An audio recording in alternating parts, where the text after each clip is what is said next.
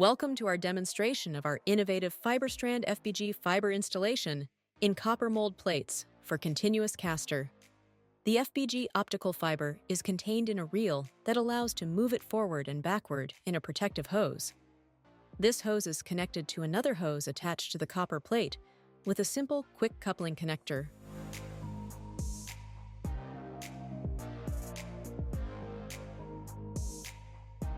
The copper plate is prepared with electron beam welded inserts that allows the fiber to be fitted into it.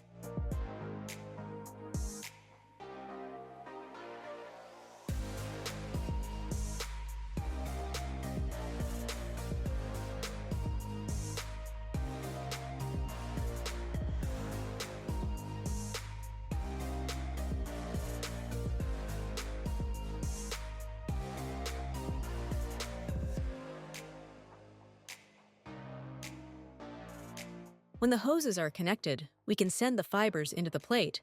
Thanks to a fully automated control system, this control system ensures a perfect positioning of the fibers in the plate.